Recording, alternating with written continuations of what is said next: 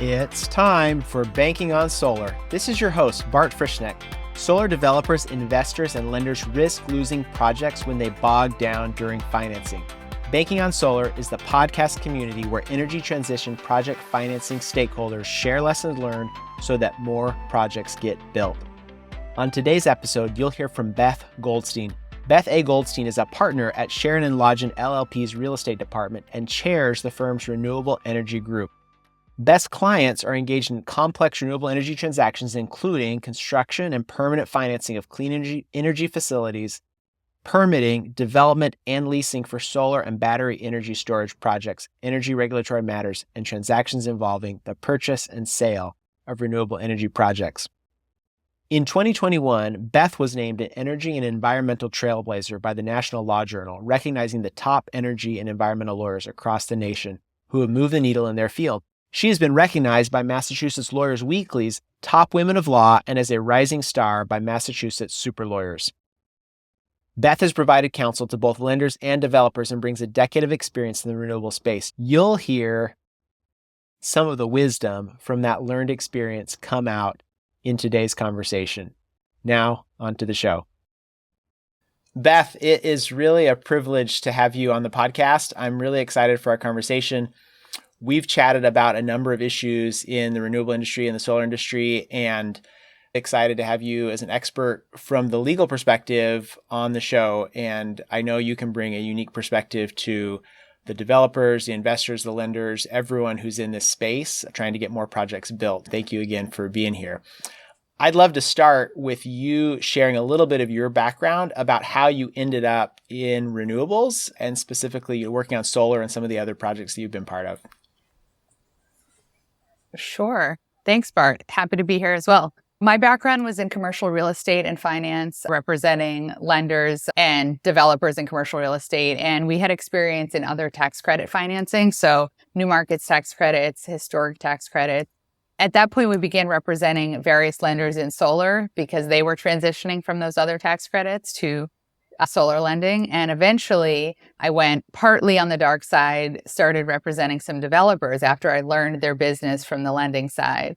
So now I have a mix of clients in all engaged in renewable energy space, solar, battery, bit of hydro financing, transactions involving debt and tax equity, project development, project purchase and sale on both lender side and developer side. Occasionally some others thrown in there like off-takers or landlords, but all engaged in some type of renewable energy transaction. How have you seen things change over time, especially even in the last 2 years? What have been the biggest differences you've seen as you've seen more projects come through?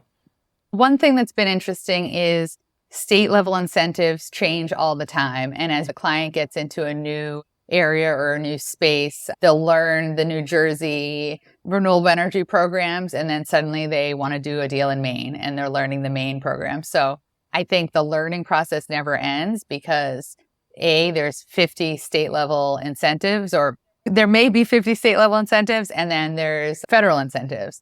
The IRA, we'll talk about it more, I'm sure. But the Inflation Reduction Act should really be changing a lot in the industry. And so there's always something new to learn. I don't think you can ever say, all right, I know what I need to know about solar and I'll just do projects now, because there's a new frontier. And you have a really unique perspective because you've been working on the lender financer side as well as on the developer side. I'd love for you to maybe compare and contrast. Well, I think we'll get into this in a little bit more detail with some other examples, but what have you learned sitting on both sides of the table, so to speak? That's an interesting one. I think I have a unique perspective because when I'm representing a lender, I do understand the struggles that a developer has in getting a project online. But at the same time, I need to protect that lender's investment. The lender is not the developer. And while they want to be a partner to the developer, they need to talk to their investors. They need to be able to answer to the bank and all these other stakeholders, regulatory stakeholders, et cetera. And so I think understanding that lenders and developers have the same goals in mind, but they have different incentives for how to reach those goals, I think helps. yeah, I mean, as a lender's counsel, you really want to understand solar development. You want to understand how net metering credits might work, how any type of offtake credits work, or the program. When we say program, the incentive program works. And you need to understand the underlying real estate and all those aspects, just like the developer does, because ultimately it's your money going in. And if something goes bad, it's your money coming out or not. And so I think they're really more aligned than parties might think they are. That sparked me just thinking about a conversation we had in Boston, and a lot of the work that you are doing is in that Northeast market where there have been incentives to mature renewables markets, if there is such a thing in the United States, right? Where there have been a number of different incentive schemes in different states and things happening. Is that where you're primarily focused? I guess help me understand a little bit more in your specific work, a little bit of the boundaries that you draw for yourself so that the phone is just not ringing nonstop for you to get engaged with lots of different project work. Yeah. So on the development side, we've done a ton in Massachusetts. That's where we started. That's where I'm located in Boston. And we're in Massachusetts, we're in its third state level incentive program. So it is a more mature market. But we do work sort of all over New England, in financing as well, all over New England, New York, New Jersey. What we do is we just engage local counsel if we're in an area that we don't have the expertise. And if we do have the expertise, but there's a reason to engage local counsel on the ground. So we'll partner with another law firm, either to represent a lender or a developer. But it allows us to have the relationship with the client that's ongoing. So I know that client's needs. And I know that client's pain points, and the local counsel can jump in at the local level on what I might need to understand about the project. So diving a little bit deeper into those types of projects, what types of projects are you typically seeing? Are these commercial and industrial, or are these utility scale, or is this a mix? What does that look like? Sure. So it's funny. I always say people describe them differently to talk about the same type of project. So I would say they're C&I, they're a lot of times like 5 megawatt projects, or they're larger portfolios of something like a 5 megawatt project, just to give you a sense of the scale. I'm not typically involved in huge utility size projects in Texas, let's say, although I'll do PPA off-taker work for like virtual PPAs for clients that want to get into corporate social sustainability and responsibility, those kind of things. But typically the project I'm working on might be, from a lender's perspective, let's say construction to perm loan or loans for either a standalone solar that's, let's say, 5 megs, or a portfolio of 10 2 meg projects, something like that on the lender side. And similarly on the developer side, maybe a good example would be a membership interest purchase agreement for a portfolio of projects that would be purchased at notice to proceed stage, as an example, and then developed by my developer client. After. So you're coming in with that second stage developer who's saying, okay, we've got this project ready. Now we're really ready to put all of the pieces in place to actually execute on that project. Yeah. And get financing, put shovels in the ground and build it. So you've got all this experience from both sides of these typical transactions where we're looking for financing and then looking for the projects to get going forward. Whether it's on the lender side or the developer side, or maybe both maybe share a similar issue, but what do you think is a principle about getting bankable projects that we could all be better at in the industry? What's something that you see typically that you're like, wow, if we just did this a little better, it would make everyone's life easier? So I think you're going to hear this answer from everybody who you interview, but understanding that things take longer than we expect. Time is never on our side. But I think understanding what can go wrong at the project level. So lenders might be really excited about the return on investment and all that, but they need to really think about what can go wrong, like on the ground, on the land. It could be an abutter who doesn't want solar in their backyard. It could be a town. We're seeing this in Massachusetts, a town that doesn't want solar despite regulations allowing solar. Those things may take a lot of time to resolve, even if they're not going to ruin the project. But recognizing that you've got to get creative if there's a hurdle like that. One way that we can mitigate that is diversifying risk in a number of ways. So a lender might lend on a portfolio of 10 projects and feel that if any one project has an issue, it's not taking down the loan. that can cut the other way, where they're now lending more money than they would have liked to one borrower that they're not yet comfortable with. If they say, okay, I'll take on a portfolio to diversify my risk, and then suddenly they're all in on a borrower. But sort of diversifying risk that way. The other way they can do is lending on various types of renewable energy projects. So they might do community solar projects in tariffs where the revenue is more structured, projects where the offtake is to a really strong credit offtaker. Diversifying in some way is a good way to help avoid the, oh my gosh, this project can't be built because an abutter has tied it up in court for a few years. I think there's a broad recognition that there's a lot of capital out in the market to deploy, and increasing interest in deploying that in renewables. Some lenders have gotten really comfortable with that and are at the leading edge of that option deploy in renewables, and others are still on the sidelines. What are you seeing in terms of the types of work that's happening and the appetite for lenders and the education curve they're coming up? Are you seeing the advantage to the people that are already in the space, or are you seeing new people come in and try to learn the space so that they can actually get to a point in their heads where these projects are bankable? I guess, how are you lending space change? Yeah. Sure. I've definitely seen it happen. I've been doing this about 9-10 years. And it was a few, at least in my area locally, it was a few lenders doing this. It was one, and then a banker may have moved to another bank and said, all right, I understand solar. I'm going to do it at this bank. I think that still happens today. That's one of the ways that it spreads from bank to bank.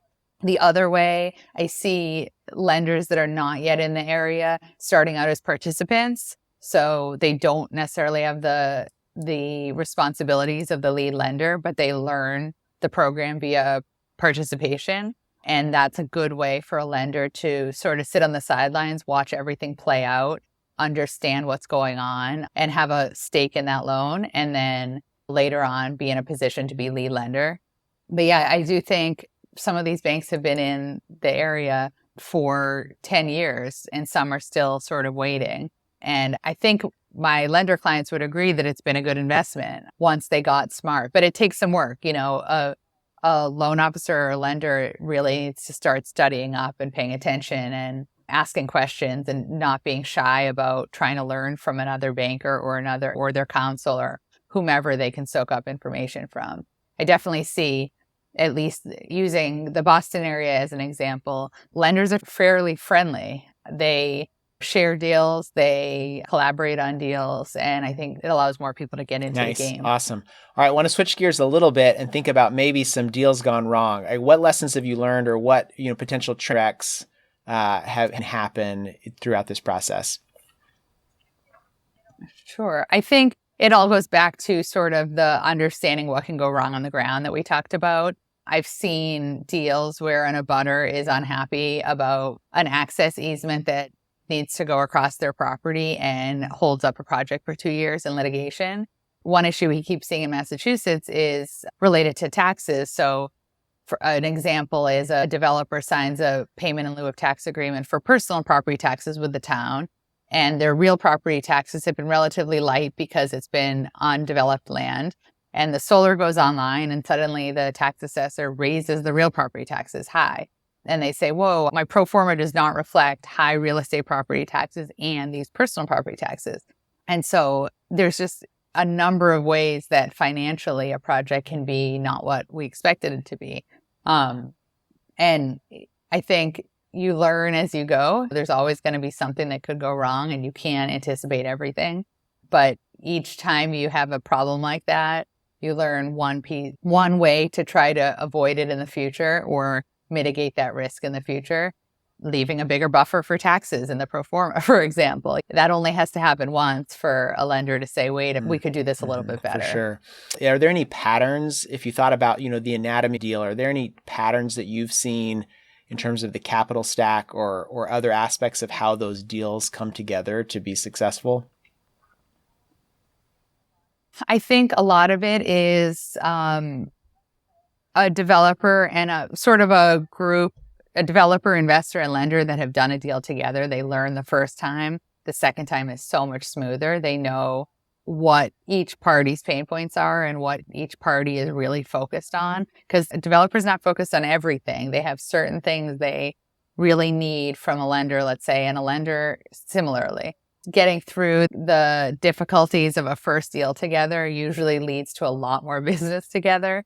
Just in terms of successful deals, I think the organization of a developer is key when you're trying to make a financing come together.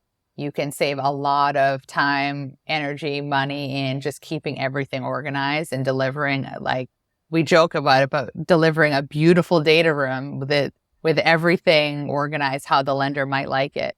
Saves everyone a lot of hassle and time because it allows everyone to jump in right away, understand what the project is, understand what the project isn't, and kind of get ready for a closing. Yeah. So I think, without your perspective, see a lot of these deals go through, potentially more than either the lender or the developer sees. And I'm guessing that you end up being able to guide or steer things in a positive direction, maybe beyond what the developer or what the lender thinks the scope is of how they've engaged you. But I guess how are some of the ways, or what are the ways that legal counsel adds value that maybe aren't typically the thing that they think that they've got this line item in the budget for? Sure. That's an interesting question. I think one way is anticipating lead time items that others might not be focused on. I think a lender gets a term sheet signed and they're focused on XYZ. Developer gets a term sheet signed and they're focused on ABC. And I think I can look at that term sheet and say, look, there's a mortgage to a syndicated investor, syndicated lender on this property that we're going to need an SNDA, and those take forever. So figure out either let's get ahead of it or let's find a creative solution around it at the outset so that everyone isn't just focused on what's on their to-do list, and sort of get lender developer on the same page as to what's going to take the most amount of time and what's the easy stuff. And let's focus on those lead time items first. Doesn't always work out, that's but fantastic. We try. And I'm sure there's a lot more happening there. One of the things that I like to ask guests is what's something they believe that may not be widely held by the industry, or at least there's an active discussion about what's something that you feel may fit into that category for you.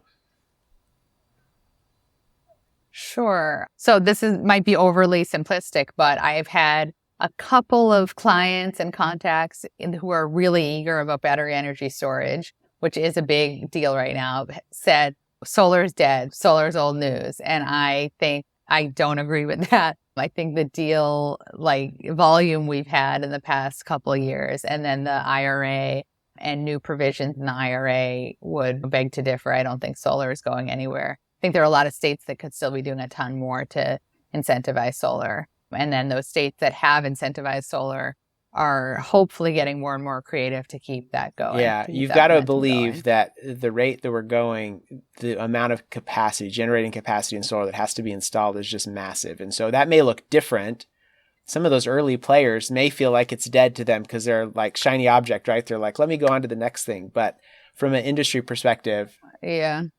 And we've got grid issues. Without battery, we are having problems nationwide with getting projects online due to grid issues and just capacity to take on more solar, even if there's room to build it. Yeah, that's a great segue to the lightning round of this part of our conversation. So I'd love to switch into lightning mode where you provide just top of mind answer in 30 seconds or less for just a few more questions as we wrap up here.